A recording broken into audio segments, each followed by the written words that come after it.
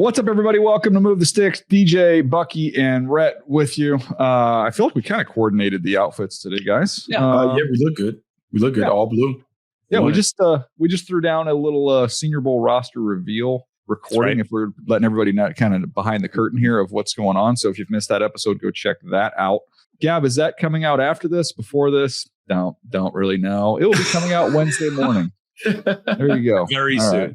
Just recording. I mean, I've got 40s and free agents. I've got Move the Sticks. We've got Senior Bowl roster reveal show. I've got Combine, getting flooded with Combine email. Like it is all rolling right now. Oh, by the way, we've got playoffs and none of it we're going to talk about to start with because Mike Tomlin Buck just decided to step down. I think we have no choice but to start there. Yeah, really amazing, really remarkable. And I think at a time where fan bases are increasingly urgent when it comes to their demands and have lofty expectations for their teams, I think the Tomlin, retirement, resignation, whatever you want to call it, I think it comes at the right time for Pittsburgh. 19 seasons, the last 7 times they were in the playoffs, they weren't able to get past the first game. Despite not having a losing season, there was a bit of maybe disappointment in terms of the way the Steelers were performing. My part in all of it, when I look at the Steelers, I would say over the last decade, I don't know how many times they had the more talented team when they made the postseason. I think a lot of times they kind of got in there, and after Ben Roethlisberger in particular, they didn't have a franchise quarterback that could compete in the thick of the AFC. And until you get a franchise quarterback in Pittsburgh, mediocrity is the best thing that they can hope for going forward. That's an interesting piece that stuck out to me. I mean, this has been such an incredible run in Pittsburgh, and the fact that this is just what Pittsburgh does in terms of head coaches that have just stay and perform at high levels.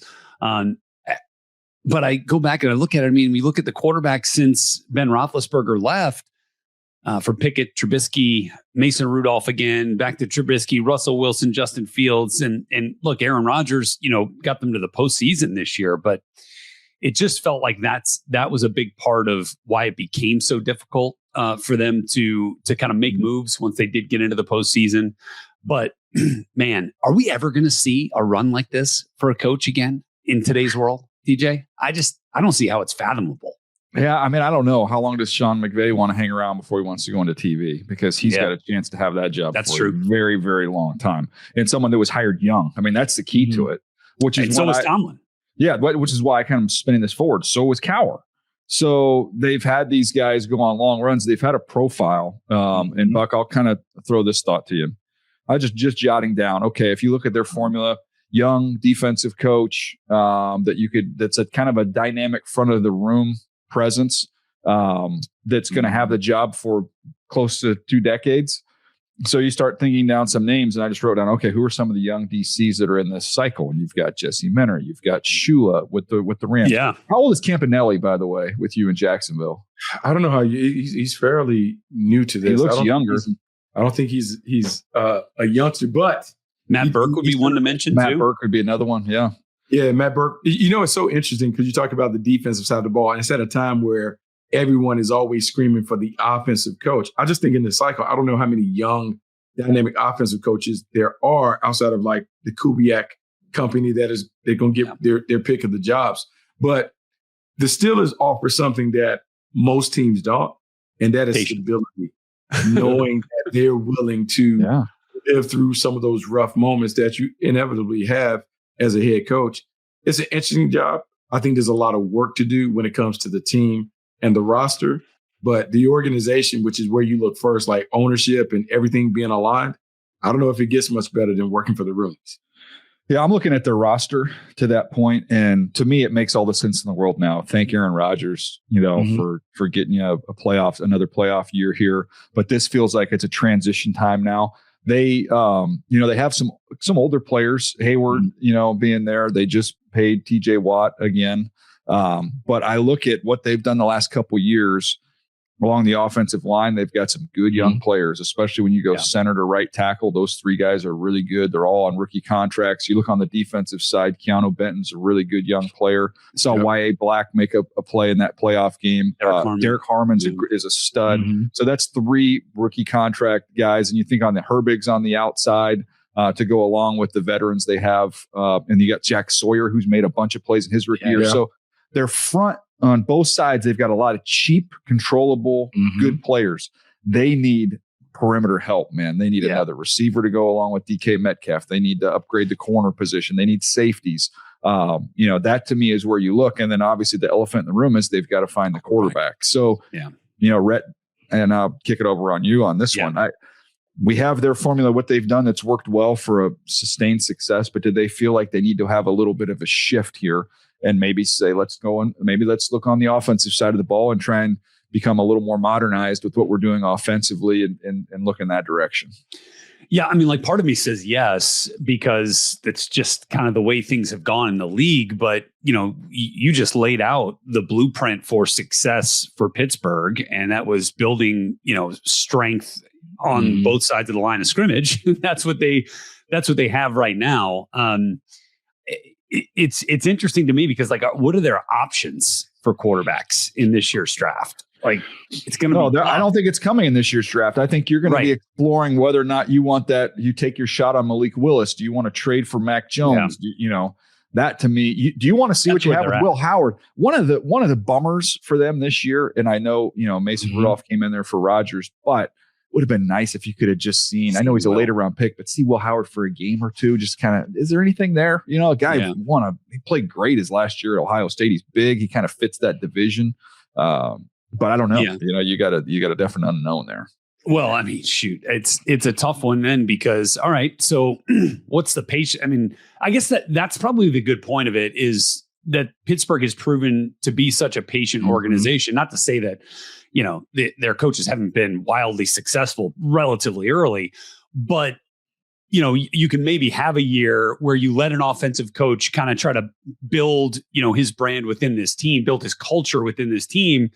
And then you go find the quarterback, maybe from a position of strength rather than the desperation of finding it now to pair with the quarterback. And they got to go get it done now. Maybe this is the perfect moment, the perfect time for Pittsburgh to kind of change course and work, with a coach that has an offensive background, knowing that maybe the solution, even at quarterback, to satisfy that coach isn't coming until year two. It's funny. The fan base is so upset about them being mediocre, not being able to advance in the postseason. How are they going to deal with a rebuild? Because we can sit and talk about like a retooling and tweaking and those things, but we know when you have to find a quarterback and we're looking out, be it the draft or free agency, that quarterback isn't there right now. The ownership group, the organization has shown patience, but will that fan base be patient as they're trying to find another way to bring the Steelers back to prominence? I just wonder how this goes. And I also wonder, what is that, 8 vacancies? The number of assistant coaches, coordinators that have to move around. I think there's 9. Is this 9? Yeah. I mean, we're moving it all around. A quarter of the league is just completely shifting. But then you're turned over the whole league in 3 years. I mean, it is crazy to think that we're going to be able to find the right guys. Can I give you a name that I'm just thinking now off the top of my head? And this one would probably be hard to pry this guy away because of where he is right now and the support that he has. But I'm just thinking, okay, there's not enough NFL guys to go around. You start dipping into college. And I say Dan Lanning. I'm not going your guy. Your guy's not young. He's a Pittsburgh guy, though. I know, but I'm saying this doesn't fit there. It doesn't fit. They want to hire the head coach for the next 20 years. That's how they do it in Pittsburgh. That's right. Dan Lanning could be that guy for the next. Make him say no. 20 years. I think you at least approach him. Wouldn't you, Buck? I mean, I think you have to kick the tires on him. He certainly is young and dynamic. And I went down the rabbit hole leading up to the college football semifinal where I looked at the whole series of Ducks versus them. And he is a very interesting guy as a leader of a program and a team. And I think in Pittsburgh, it is very similar to a collegiate program in terms of, hey, it's a program and you're going to have your opportunity to fully build out a program without having to worry year to year about job security and those things. I'll give you another name. And the reason I give you another name is Grant Udinski, the quarterback coach, offense coordinator for the Jacksonville Jaguars, 30 years old, Yeah. spent time with Kevin O'Connell, has now come down to Jacksonville with Liam Cohen. You've seen the success. You've seen the change in Trevor Lawrence. I can talk about the details that he brings to the table. If you're the Pittsburgh Steelers and you've always kind of swung big on young dynamic coaches, he is someone that maybe you're saying, hey, we know it may be a year too early for him to be the head coach, but man, we can give him an opportunity to grow into the role while we're trying to find the quarterback to pair him up with to maybe give you the Sean McVay, Kevin O'Connell effect that we've seen work successfully. Yeah, it's going to be fascinating hire. I think to me, if you're just looking at all these jobs that are available now because of the longevity and not just with the last coach, but the all time, three coaches in the last bazillion years. Yeah. And they don't have a quarterback. I get that, but they have proven they will be patient. They're gonna get the opportunity to get that guy at some point in time. I think it becomes the most desirable job that's out there. So we'll see how this thing shakes out. All right, guys, let's just go through the games. Just one quick thought on what you saw from those wild card games. Buck, I'll let you start at the one you were at. Yeah, DJ, I will say this, but this is an overarching view, and I don't know if you felt that way in your game. But at the end of the game, when Buffalo gets the interception at the end, and I'm looking at a team in Jacksonville who, like, normally when you lose a game, you feel like, hey, you didn't play well enough. But I could say that the Jags played well enough to win the game. But I was walking off the field and I'm looking at Buffalo, I'm looking at the Jags, and I was just thinking, it's really hard to go to the Super Bowl. It is really, because I was thinking about the prospect of winning that game and still having to win 3 more to be the champ. And I think when you really look at the challenge of it, wow, how daunting it is to be a champion. And it made me have a greater appreciation for not only being in the tournament, but what's required to win these tournament games. When I look at the Rams scuffle and scrape past the Panthers, I look at how the San Francisco 49ers put up a gutsy effort against the Eagles, the game I was at, just all of the games, the Bears and the Packers. And I'm like, it is exhausting to run the gauntlet.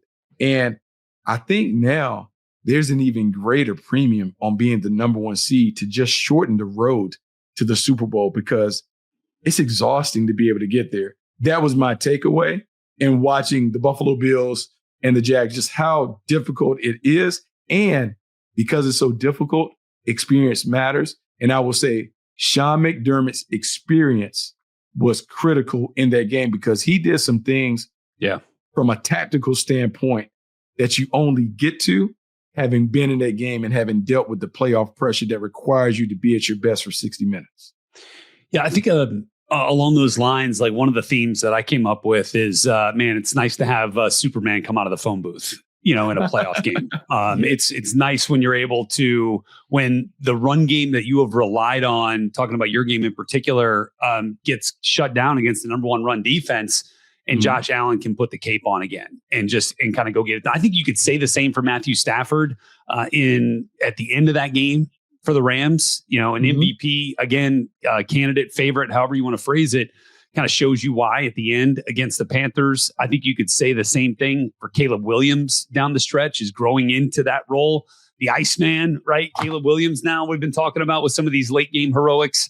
I think maybe you could say the same thing for Kyle Shanahan. Putting the cloak on as the head coach of the 49ers, another injury and George Kittle, and they still find ways to do it against the Eagles.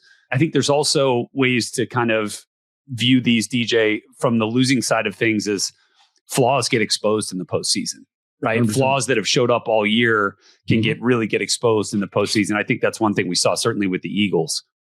Yeah, I'm going to kind of summarize where you guys are going on a couple different points here, because the first thing I would point out is it's like the postseason with baseball.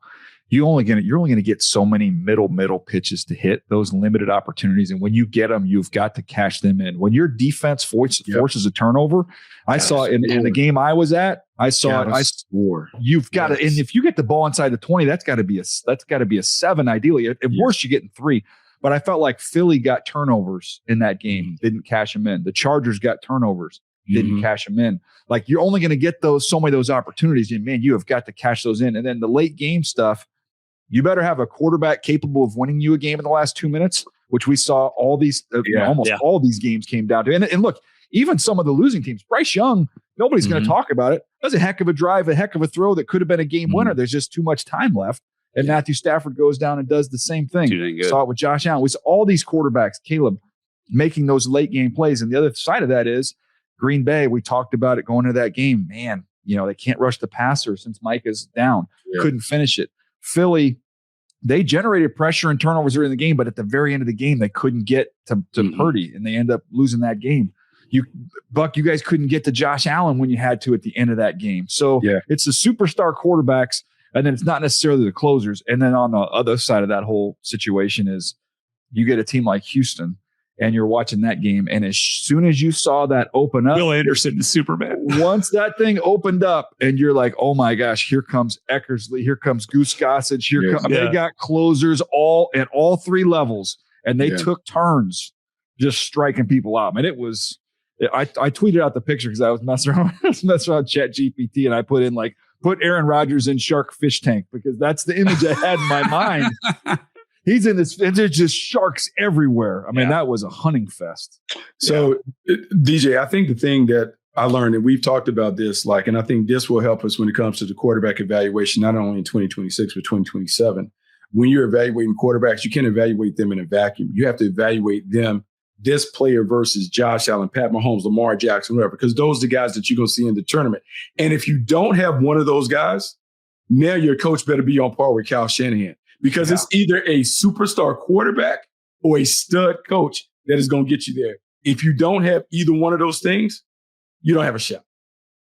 Yeah, sometimes you got to have the best soldiers. Sometimes you need the best war plan. I mean, that's right.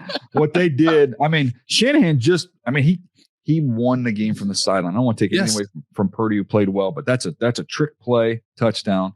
That is, I don't know if you saw, somebody posted the callback on the McCaffrey touchdown where they had run the same thing with him offset, inserting into the line, getting to the flat, and then this time he does it and he runs an angle route. I'm like, come on, man! Like, you got to have a little time. You give them credit for that, but that's a no-name defense, by the way. I mean, you look at who they're playing with on defense. Eric Kendricks made the walk-off play in that game. Yeah.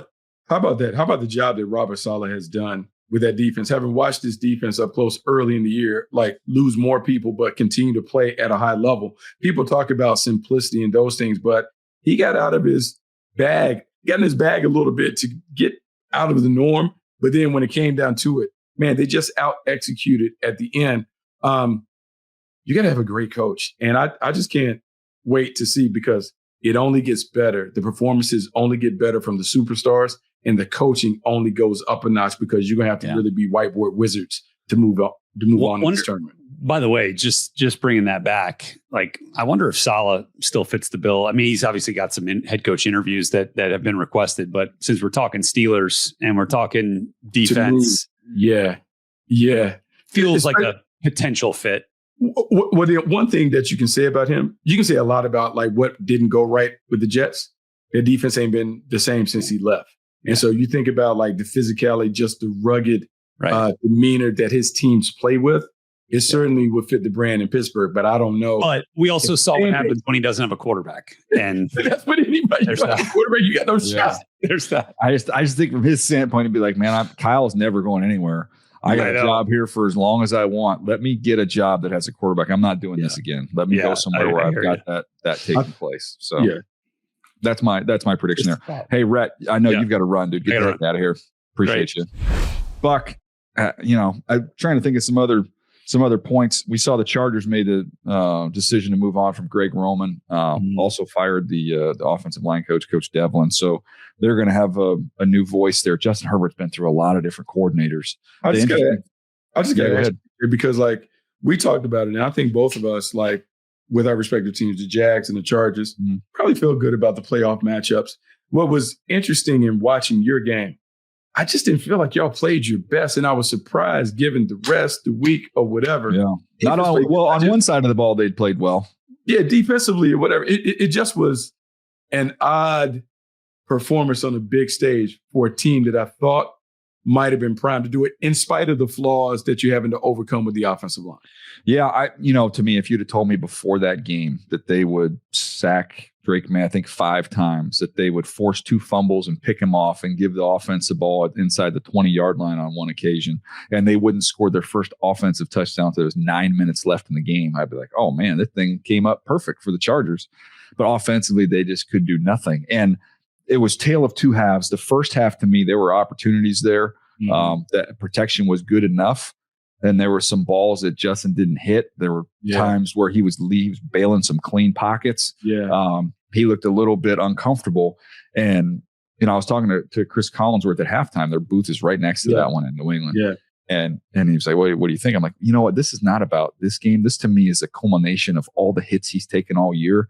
And he's had to play in scramble mode of kind of hero mode and getting outside and running and, doing all this crazy stuff that now is like, man, you actually had an opportunity in the first half of this game to kind of play quarterback, but he hadn't played quarterback in so long. He's had to do all this other stuff.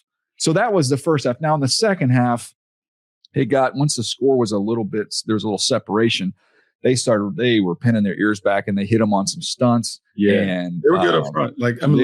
But Milt Williams is a good player, but they're not. The edge rush there is. I'll be anxious to see what happens in this next round because Will Campbell, who we liked, in the draft process, but the Chargers took turns on him, man. They all kind of beat him up a little bit. And I'm sitting there thinking, man, Daniil Hunter on one side, Will Anderson on the other. Drake's going to have to play fast in this next round to get by Houston. Yeah, no, it's going to be a tremendous challenge for them to deal with that defense from Houston and what they bring to the table or whatever. I'm going to say this because we always talk about quarterbacks. And I think I saw you post your report on Caleb. Did you? Yeah. Here's what's interesting. And we've talked about it when it comes to evaluating quarterbacks and looking for those superpowers, those superstar traits or whatever. And maybe being able to not necessarily ignore some of the flaws, but to be able to look at the positives that they could bring if it clicks. Caleb Williams and the Bears and what he's displayed, 7 game-winning drives, fourth quarter comebacks, the way the Bears are playing. And I'm thinking about this league and quarterbacks. DJ, man, you can be hard-pressed to convince me that you can win at the highest level without a superstar at quarterback.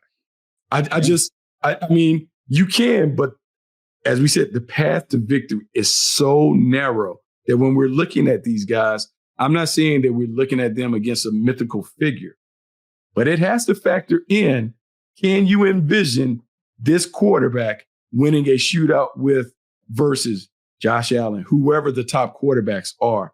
That has to be in your thought process when we're talking about taking the next franchise quarterback. And I would say that I would say right now, CJ Stroud is probably a B level quarterback with an A plus defense. That formula can still work. Yeah. But you better have all of that stuff lined up. Because CJ Stroud made some mistakes in that game, but that defense got away with an eraser, just like it never happened. No worries. They got away with it. He didn't play great. He turned it over. He couldn't even get the snaps. Like he was bobbling snaps. It almost was like high school. Like, hey, dude, watch the ball into your hands or have enough wherewithal to feel it going in. But yeah, like it is funny. I know we always have these team building things after it's all said and done. But I'll say this, DJ. I still have no idea who's going to win the Super Bowl. Yeah. I have no idea. No, it's wide open. It's wide open. Can I give you my quick Caleb Williams analogy, by the way? Because this is kind of, I don't want to say that I can't stand it with social media because some of it's helpful and good, and we use it to get information and news. It's not enough nuance. I don't care for any opinions on Twitter. I really don't. I just don't. There's not an opinion I see on there that I care about more about like facts, like this is what happened or this is what happened or here's a cool play or watch this or watch that. Yeah. Your opinion stuff. I mean, and we're I guess technically in the opinion business. That's what we do. Yeah. But there's got to be some universal truths we can come together as a world and be like, if you can't appreciate Caleb Williams, my analogy, Buck, was this. It'd be like, I just can't imagine somebody going to Dodger Stadium, and I don't like the Dodgers, but going to Dodger Stadium and getting in the car and talking about the whole ride home about Ohtani striking out. He's at third inning, strike. I'm like, yeah, but he pitched 8 innings and he hit a 3-run home run. And they ended up winning. And remember that triple that he hit? It's like, but look how bad he looked on that strikeout. I was like, if we're going to sit here and belabor the completion percentage and some of the misses for Caleb Williams and not acknowledge that this is a game that requires you to score points. He is a point scorer. That's insane to me. I think we talked about that because we talked about that going all the way back to Sam Darnold. Is a quarterback a shooter or a scorer? Is it pure, or does he just find a way to get buckets? And Caleb Williams is a bucket getter. He finds a way to get it. And if we broke down his fourth quarter percentage when they're down and the game is on the line, goes up exponentially. And we can belabor the points about like, man, he misses some things. He has some negative plays here. But what we can't dispute, when they need him to make plays in the clutch, he is not afraid. And he goes for it. And when they needed some dimes down the stretch against the Packers, he delivered time and time again. And the combination of him and Ben Johnson's creativity is going to make the Bears a very dangerous team for the next 5 or so years while they have this iteration of this offense. Man, they can get after it. And the way that they rally, look, man, I wouldn't dismiss their chances of finding their way to represent the NFC because their offense is that. And with Dennis Allen, as I would say, spinning the wheel, because that's the scariest thing to face as a coach. Man, this dude is fearless. He just decided, like, you know what? We can't stop him, so we're just going to blitz everybody. Everybody. Yeah. Figure out if you can deal with it. That is scary because it's unorthodox and there's no rhyme or reason to how they get down on defense. There's no point in time where you feel comfortable or safe with the lead against those guys, man. We just have a way to dial it up. To me, the Caleb thing, I don't understand if you don't like him and you didn't care for his painting his nails, whatever your knock on the guy is. But like, if you can't watch that and appreciate the greatness in the fourth quarter, I can't help you. And I also think people have to understand this, like as scouts, and everyone doesn't stay true to this. It's okay to change your opinion. It's okay. Yes. It's okay to like more than one guy. Yeah. It's okay to say, hey, I think he's going to be like this. And then they get into the league and you're like, hey, you know what? He's different. This situation fits him better. He's improved in these areas. Hey, I might have been wrong. I was too low on this. It is okay to have an opinion change with more information. You don't have to stay married to your grade that you gave him in the pre-draft process. It's okay to acknowledge, hey, this is what I thought, but here's what he is. And I think sometimes people have a tough time understanding, hey, you know, when I'm watching this game, I'm watching him for what he's doing right now. Whatever I might have said before is cool, but I have to be able to acknowledge what he's doing right now and be okay with that. And you should be okay with me having an involved opinion. It's just nonsense to me. And like you had, but he's not Drake May. And then I'm like, I love Drake May. I love Caleb Williams. And guess what? When Jaden Daniels is on the field, we saw him last year. He was in a conference championship game. All three of those guys. The reason I posted that report when I tried to make a point in the tweet was not like, read through this whole report. Like, everybody had him as the first pick. You know, 90% of the people did. Yeah. I just wanted to point out the last line, which was, I thought we had reached that point because I said he has franchise altering talent. 100%. And I don't know how you can watch that game and watch that stadium explode, man, and not think that he has altered the course of that franchise. Ben Johnson, all the credit in the world with the job he's done. He has helped mold Caleb. But even if you've got the greatest coach in the world, you got to have the talent to mold. And he had that talent, and that's why their franchise is in a different place. A couple of different examples that I'll point out about what you talk about franchise altering mode. Having played in Green Bay in the mid-'90s when Brett Favre won 3 MVPs, the one thing that we talked about the franchise quarterback being able to provide, hope. Mm-hmm. When you have a guy that has special qualities, your hope goes up exponentially because you just say, man, if we can just get the guy the ball back, we can find a way to put the ball in the paint. Secondly, having been on the field, watching Josh Allen and looking at the team that he is playing with, and no disrespect, but when you're throwing Brandon Cooks at 33 years old, they had Gabe Davis, they had Terrell Shavers, Khalil Shakur. And I'm watching this and I'm like, man, they're going to beat this team with, and no disrespect, but it's not the traditional team building that you would have around a superstar quarterback. To me, I'm like, yeah, that's what an elite franchise quarterback does. He changes the equation with his tools. And we have to understand that and we have to be okay with that. And I would say we have to have stringent standards for who we call elite and franchise and versus who we say are, hey, really good, but I wouldn't call them elite. Everybody can be elite in this league. And the ones who are, we should celebrate. There's a lot more accurate quarterbacks watching that dude play now because they're all home. I'm just saying. I love accuracy as much as anybody. It ain't the be all end all now. Putting the whole game as they keep score on the scoreboard. Your job is to put more points up there than the other team. That's your job. Put more points on the board. Yeah, it's gonna be fascinating. Real quick, Buck, the Eagles, not a surprise. They make a change. Kevin Patullo is gone. So we've seen a lot of coordinator changes to go along with a lot of head coaching changes around the league. Yeah, I would say that. I would say this, and I think you and I have played team sports long enough. We've been around teams long enough. DJ, it's hard to win a championship when your team is dysfunctional and doesn't have great chemistry. Mm-hmm. Like, we can talk about all the things. And look, I love A.J. Brown. I've known A.J. Brown since he was a teenager, but he was part of a series of discord and discontentment that I just didn't think the team could survive. I'm not saying that it always has to be rainbows and lollipops when the team is together, but it can't be a soap opera each and every week. It just doesn't work. And they can keep changing coaches and those things. But to me, this is a cultural thing that they have to fix in the locker room to get everyone on the same page, to make sure that everybody's heading in the right direction. And those people that aren't taking the team in the right direction, they have to get off. Yeah, they can bring somebody else to X and O it and scheme it or whatever. And it'll be tough on Jalen Hurts to have another coordinator they have to deal with. But Kevin Patullo wasn't the source of all their problems. They got to fix the locker room, make sure the locker room's right before they win at a high level. Yeah, see, if they did want to move on there, mentioned it the other day, we'll see what Pittsburgh does as a head coach, but you could see a team that definitely needs another receiver as the Pittsburgh Steelers, and obviously his old college buddies there, DK Metcalf. So who knows? Maybe that's what the future holds. We'll have to wait and see.